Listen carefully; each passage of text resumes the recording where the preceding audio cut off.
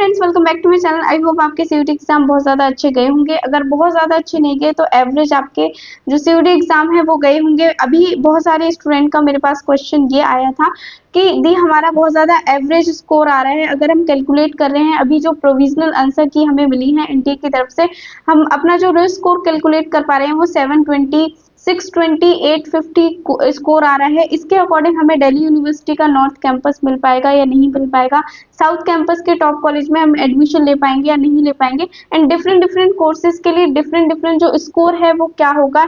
And सबसे important, अगर हमारा एवरेज और लो स्कोर है तो क्या ये सेम रहेगा हमारा रिजल्ट आने तक, यही स्कोर जो हमें प्रोविजनल आंसर की में देखने को मिल रहा है, या स्कोर में कुछ चेंजेस आएंगे।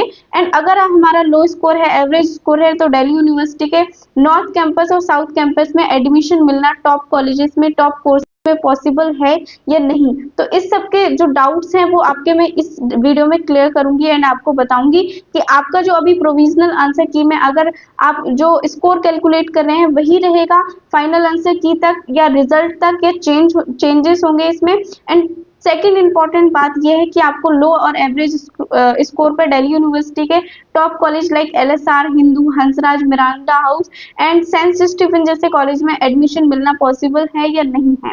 सो सबसे फर्स्ट मैं आपको ये बता दूं कि अभी जो एनटीए ने आपकी प्रोविजनल आंसर की रिलीज की है, ये प्रोविजनल आंसर की है, फाइनल आंसर की नहीं है। एनटीए अपनी फाइनल आंसर की 2 से 3 बार रिलीज करता है, मैक्सिमम 2 बार तो रिलीज करता ही है।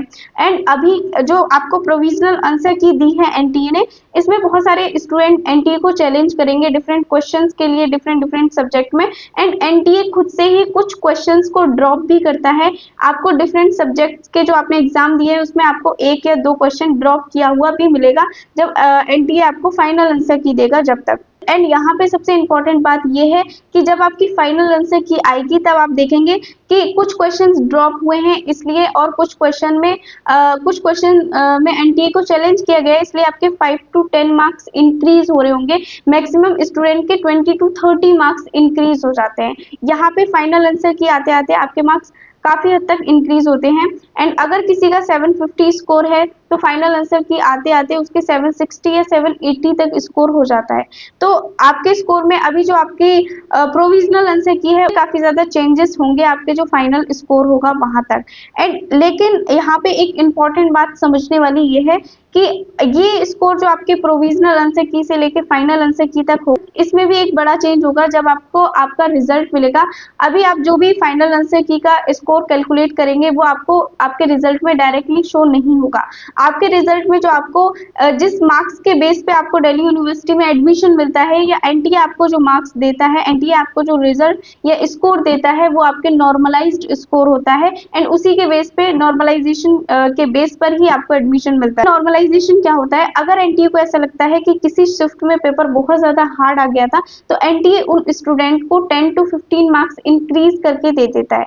अगर एनटीए को ऐसा लगता है कि किसी शिफ्ट में पेपर बहुत ज्यादा इजी आया था डिफरेंट डिफरेंट शिफ्ट के अकॉर्डिंग, तो एनटीए उस शिफ्ट के स्टूडेंट के जो मार्क्स होते हैं वो 10 to 15 मार्क्स डिक्रीज कर देते हैं। कभी कभी 20 to 30 मार्क्स भी कम हो जाते हैं एनटीए के नॉर्मलाइजेशन में।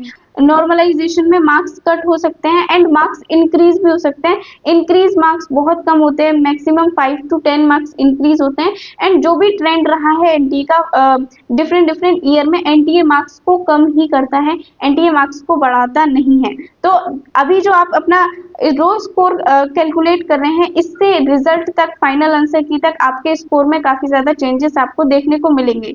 फिर भी अगर आप फाइनल आंसर की का, प्रोविजनल आंसर की का और रिजल्ट का कैलकुलेशन लेके चलते हैं, अपने एवरेज मार्क्स को लेके चलते हैं, फिर भी आपके अगर एवरेज मार्क्स आ रहे हैं, लो मार्क्स आ रहे हैं, तो आप दिल्ली यूनिवर्सिटी के नॉर्थ कैंपस में एडमिशन ले सकते हैं। ये काफी ज्यादा इंपॉर्टेंट, अभी स्टूडेंट अपने मार्क्स को लेकर काफी ज्यादा टेंशन में होंगे, बट अगर आप कुछ स्ट्रेटेजीज को फॉलो करते हैं तो आप एवरेज मार्क्स के थ्रू भी दिल्ली यूनिवर्सिटी के टॉप और एवरेज कॉलेज में एडमिशन ले सकते हैं। हर साल दिल्ली यूनिवर्सिटी में ऐसे बहुत सारे स्टूडेंट होते हैं जिनके एवरेज मार्क्स होते हैं और सेंट स्टीफन, एलएसआर, हंसराज जैसे टॉप कॉलेजेस में वो टॉप कोर्सेज के साथ पढ़ रहे होते हैं। तो ये कैसे पॉसिबल होता है? इसमें जो सबसे ज्यादा इंपॉर्टेंट रोल प्ले करती है वो आपकी प्रेफरेंस लिस्ट रोल प्ले करती है। अगर आपका मार्क्स एवरेज है और आप बहुत अच्छे से अपनी प्रेफरेंस लिस्ट बनाते हैं, अपनी प्रेफरेंस शीट को बहुत अच्छे से प्रिपेयर करते हैं, तो काफ़ी ज़्यादा चांसेस हो जाते हैं कि आपको आपके एवरेज स्कोर पर भी बहुत ज़्यादा अच्छा और एवरेज कॉलेज आपको मिल पा रहा हो। एंड नेक्स्ट जो भी मेरी वीडियो आएंगी मैं आपको बताऊंगी कि प्रेफरेंस लिस्ट कैसे बनाई जाती है एंड उसका एल्गोरिदम कैसे वर्क करता है एंड वो कैसे हेल्पफुल होती है आपको एडमिशन दिलाने में डिफरेंट डिफरेंट कॉलेज में, नॉर्थ कैंपस में, साउथ कैंपस में और ऑफ कैंपस में। लेकिन इस वीडियो में आपको अभी का रोड मैप बताऊंगी कि अगर आपने अभी एग्जाम दिए हैं एंड एग्जाम के बाद आपका नेक्स्ट स्टेप क्या होगा। एनटीए का अभी जो नेक्स्ट स्टेप होगा वो आपको फाइनल आंसर की देना, रिजल्ट देना, ये होगा। एंड वहीं पे जब दिल्ली यूनिवर्सिटी क्या करेगा, जब आपका रिजल्ट आने वाला होगा, रिजल्ट से 1-2 दिन पहले, ये रिजल्ट से 1-2 दिन बाद दिल्ली यूनिवर्सिटी अपना फेज 1 ओपन करता है। फेज 1 में आप अपनी सारी डिटेल फिल करते हैं। फेज 2 में आप दिल्ली यूनिवर्सिटी को प्रेफरेंस सीट देते हैं एंड यही बहुत ज़्यादा इंपॉर्टेंट पार्ट होता है आपको कि आपका एडमिशन किस कॉलेज में होगा, किस कोर्स में होगा। तो जब आप अपनी प्रेफरेंस लिस्ट फिल करके देते हैं दिल्ली यूनिवर्सिटी को, वो फेज 2 होता है। तो अभी से लेकर फेज 2 आने तक आपके पास 1 month 15 days, 1 month 15 to 20 days आपको मिलेंगे।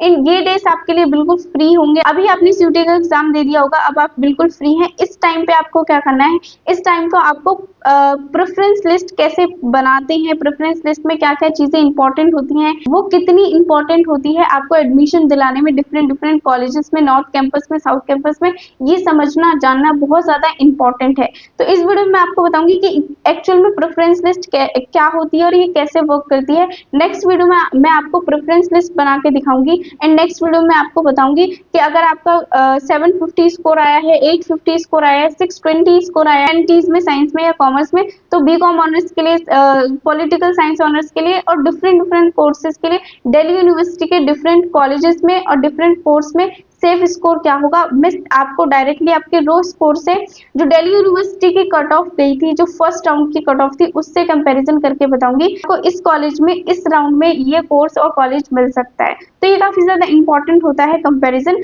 अभी मैं आपको ये बताऊंगी कि आपको प्रेफरेंस लिस्ट के बारे में कौन कौन सी इंपॉर्टेंट चीजें पता होनी चाहिए, जिससे अगर आपका अभी एवरेज मार्क्स आप कैलकुलेट कर रहे हैं, काफी ज्यादा लो मार्क्स कैलकुलेट कर रहे हैं, आप अपने आप को एक सेफ जोन में फील करें। तो सबसे इंपॉर्टेंट ये होता है कि प्रेफरेंस लिस्ट क्या होता है। प्रेफरेंस लिस्ट में एक तरफ आप अपने कोर्सेज के नाम डालते हैं एंड सेकंड दूसरी तरफ आप अपने कॉलेजेस के नाम डालते हैं। आप दिल्ली यूनिवर्सिटी को कोर्सेज एंड कॉलेजेस की लिस्ट दे रहे होते हैं, जिसमें आप दिल्ली यूनिवर्सिटी को ये बताते हैं कि मेरे स्कोर के अकॉर्डिंग मुझे जो एडमिशन है इन इन कॉलेजेस में चाहिए। फॉर एग्जाम्पल किसी ने फर्स्ट पर बीकॉम ऑनर्स और हंसराज कॉलेज डाला एंड सेकंड पे उसने बीकॉम ऑनर्स और एलएसआर डाला एंड थर्ड पे उसने बीकॉम ऑनर्स और मिरांडा हाउस डाला।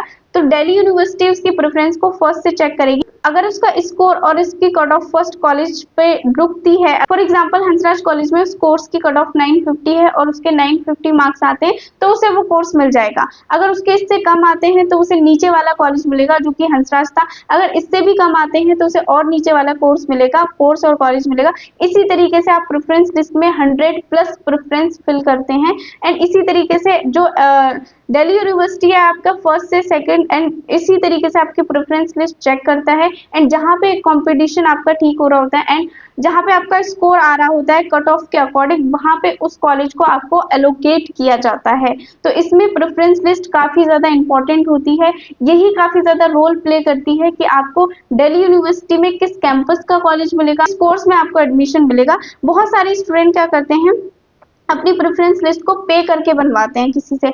अगर आप अपनी प्रेफरेंस लिस्ट को किसी से पे करके भी बनवा रहे हैं, तब भी आपको समझना बहुत ज़्यादा ज़रूरी है कि प्रेफरेंस लिस्ट कैसे बनाई जाती है, वो कैसे वर्क करती है एंड उसकी इंपॉर्टेंस क्या है, ताकि अगर आपको कोई सेकंड पर्सन आपकी प्रेफरेंस लिस्ट बना के दे रहा है तो आप उसको अच्छे से चेक कर पाएँ। क्योंकि प्रेफरेंस लिस्ट ऐसी चीज़ होती है जिससे आपको आपके 3 से 4 साल डिसाइड होते हैं। अगर आप ऑनर्स का कोर्स लेते हैं तो 4 ईयर आपको वही कोर्स करना पड़ता है जो आपकी प्रेफरेंस में होता है एंड आपको मिलता है। एंड अगर आप प्रोग्राम का कोर्स कर रहे हैं तो आपको 3 ईयर्स उस कोर्स को देने होते हैं। इसी प्रेफरेंस लिस्ट से डिसाइड होगा कि आपको कौन सा कॉलेज मिलेगा, कौन सा कोर्स मिलेगा। इसलिए आपको खुद पता होना ज़रूरी है कि प्रेफरेंस लिस्ट कैसे बनाई जाती है। एंड मैं तो ये कहूँगी कि आपको प्रेफरेंस लिस्ट खुद से ही बनानी चाहिए, ताकि आप समझ पाएँ कि कौन सा कोर्स कब डालना चाहिए एंड कौन सा कॉलेज ऊपर रखना चाहिए, कौन सा कॉलेज नीचे रखना चाहिए। कुछ अभी जो आपको सबसे इम्पोर्टेंट काम करना है, अभी आपको डिफरेंट कॉलेजेस की नॉर्थ कैंपस में कौन-कौन से कॉलेजेस आते हैं, टॉप कॉलेज कौन-कौन से हैं, और साउथ कैंपस के टॉप कॉलेज कौन-कौन से हैं एंड ऑफ कैंपस के कॉलेज कौन-कौन से हैं, इनमें क्या डिफरेंस है, ये जानना काफ़ी ज़्यादा इम्पोर्टेंट है। बाकी मैं आपको जो नेक्स्ट मेरी वीडियो होंगी, मैं उनमें बताऊँगी कि नॉर्थ कैंपस के टॉप कॉलेजेस कौन-कौन से हैं, साउथ कैंपस के कौन से कॉलेजेस हैं जिसमें हाई कट ऑफ जाती है, लो कट ऑफ जाती है एंड एवरेज कट ऑफ जाती है, जिसके अकॉर्डिंग आप अपने रो स्कोर का जो कैलकुलेशन है वो कर पाएँ ईजिली। सो ये मैंने प्रॉपर आपको बताने की कोशिश की थी कि अगर आपका एवरेज स्कोर आया है, अगर आपका लो स्कोर आया है, तो आपको टेंशन नहीं लेनी, क्योंकि बहुत सारे स्टूडेंट हर साल दिल्ली यूनिवर्सिटी के टॉप और एवरेज कॉलेज में जाते हैं काफ़ी ज़्यादा एवरेज स्कोर के साथ। तो ये था कि आपका जितने भी डाउट थे इससे रिलेटेड, वो मैंने क्लियर करने की कोशिश की है। अगर अभी भी आपको इससे रिलेटेड अगर आपके माइंड में कोई भी डाउट है, कोई भी क्वेश्चन है, तो आप कमेंट में लिख सकते हैं। मैं एक-एक कमेंट का रिप्लाई करती हूँ, मेरा रिप्लाई आप तक पहुँचे, इसलिए चैनल को सब्सक्राइब कर लेना। एंड नेक्स्ट वीडियो में मैं बताऊंगी कि डिफरेंट कोर्स में, बीकॉम में, हिस्ट्री ऑनर्स में एंड डिफरेंट कॉलेजेस में, एलएसआर में, हिंदू में, हंसराज में, इनकी जो कट ऑफ है लास्ट ईयर फर्स्ट राउंड की वो क्या गई है एंड आपका जो रो स्कोर है वो क्या है, उसके अकॉर्डिंग आप इजीली कंपैरिजन कर पाएं। तो चैनल को सब्सक्राइब कर लेना। मिलते हैं नेक्स्ट वीडियो में।